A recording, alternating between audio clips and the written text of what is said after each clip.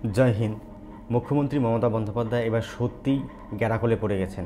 তার বিরুদ্ধে কি সত্যিই এবার কোনো অ্যাকশন নেওয়া হবে? সমস্তটাই আপনাদের সঙ্গে আলোচনা করব। তো আপনাদের কাছে বিশেষ অনুরোধ, আমাদের চ্যানেলটিকে সাবস্ক্রাইব করে আমাদের পাশে থাকবেন। তো চলুন শুরু করি আজকের এই ভিডিও। 7 অক্টোবর 2025 নির্বাচন কমিশনের কেন্দ্রীয় আধিকারিকরা পশ্চিমবঙ্গে এসেছিলেন। পশ্চিমবঙ্গের মুখ্য নির্বাচন আধিকারিকদের সঙ্গে একটি বৈঠক করেছিলেন। উদ্দেশ্য ছিল যে পশ্চিমবঙ্গে কখন এবং কীভাবে এসআইআর করা হবে এবং কবে করা হবে।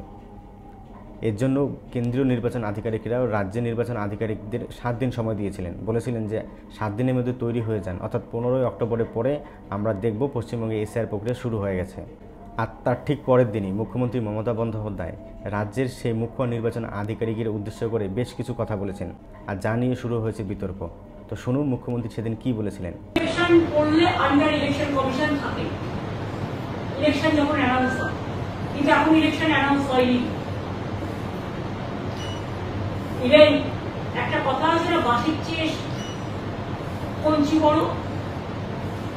সেন্ট্রাল ইলেকশন কমিশনকে বেশি বসিয়ে রেখে এখানে যিনি সিইও স্টেটের থেকে যিনি গেছেন, যিনি যার বিরুদ্ধে অনেক কিছু অভিযোগ আছে, সেগুলো সময় হলে বলবো, এখন বলছি না। আশা করি তিনি বেড়ে খেলবেন না। আর মুখ্যমন্ত্রী মমতা বন্দ্যোপাধ্যায়ের সেই ভিডিও ক্লিপটা নিয়েই এবার আরও বিতর্ক সৃষ্টি হয়েছে। কারণ সেই ভিডিও ক্লিপটির মধ্যে এমন কিছু কথা মুখ্যমন্ত্রীকে বলতে শোনা যাচ্ছে যেটা সরাসরি হুমকির সামিল। অর্থাৎ তিনি হুমকি দিচ্ছেন পশ্চিমবঙ্গের নির্বাচনী আধিকারিক মনোজ আগরওয়ালকে, এমনটাই অভিযোগ বিভিন্ন রাজনৈতিক দলের। আর সেই ভিডিও ক্লিপটা এবার চেয়ে পাঠিয়েছেন দিল্লির নির্বাচন আধিকারিকরা, অর্থাৎ দিল্লির নির্বাচন কমিশনার সেই ভিডিও ক্লিপটি যাচাই করে দেখবেন সেখানে সত্যিই কোনো হুমকি ধরনের কোনো কথাবার্তা সেখানে উল্লেখ আছে কি না। যদি কেন্দ্রীয় নির্বাচন আধিকারিকরা সেখানে সত্যিই কোনো হুমকির কথাবার্তা উল্লেখ পান, তাহলে হয়তো আমরা দেখব যে ভারতের সংবিধান মেনে মুখ্যমন্ত্রীর বিরুদ্ধে হয়তো কোনো পদক্ষেপ ভারতের নির্বাচন কমিশনার নিয়েছে।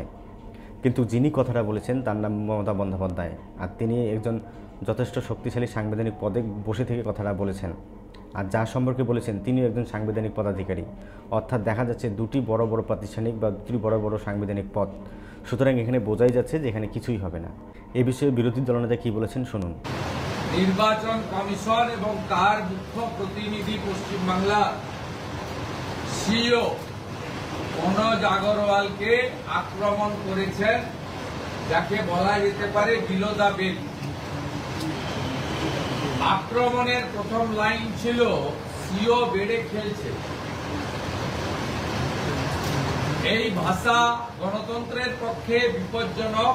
তাহলে ধরে নেব আপনি এসআইআর নিয়ে ভয় পেয়েছেন, ক্ষমতা হারানোর ভয় পেয়েছেন, তাই আপনি এই ধরনের কথাবার্তা বলেছেন।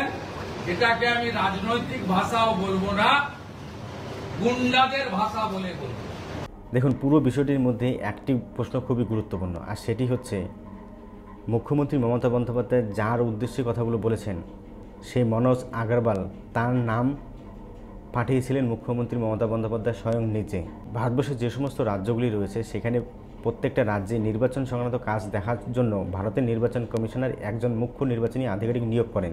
এবার সেই মুখ্য নির্বাচনী আধিকারিক নিয়োগ করার সময় তারা রাজ্যের কাছে একটি নামের তালিকা চান, আর সেখানে রাজ্য সরকার তার রাজ্যের মধ্যে সবচেয়ে অভিজ্ঞ এবং পুরনো যিনি আইএএস বা আইপিএস অফিসার রয়েছেন তাদের নাম একটা তালিকা করে সেখানে ভারতের নির্বাচন কমিশনারকে পাঠান।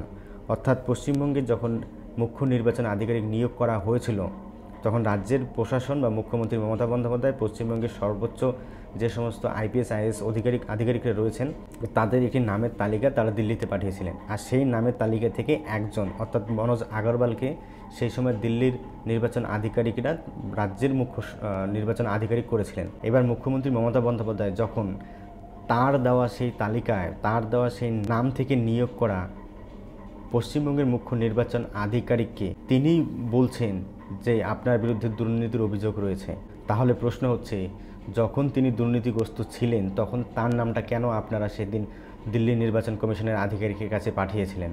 আর যদি সত্যি মুখ্য নির্বাচন আধিকারিক অর্থাৎ মনোজ আগরওয়াল দুর্নীতিবাজ হয়ে থাকেন কিংবা তার বিরুদ্ধে দুর্নীতির অভিযোগ উঠে থাকে, তাহলে তার বিরুদ্ধে কেন ব্যবস্থা নিচ্ছেন না? বন্ধুরা, আপনাদের কি মতামত অবশ্যই কমেন্ট করে জানাবেন। আপনাদের কি মনে হয় যে কেন্দ্রের নির্বাচন কমিশনার মুখ্যমন্ত্রীর বিরুদ্ধে কোনো পদক্ষেপ নিতে পারবে? অবশ্যই কমেন্ট করে জানাবেন এবং ভিডিওটি ভালো লাগলে চ্যানেলটিকে সাবস্ক্রাইব করতে ভুলবেন না। আজকে এই পর্যন্তই, দেখা হচ্ছে আগামী ভিডিওতে। ততক্ষণ পর্যন্ত আপনাদেরকে জানাই জয় হিন্দ।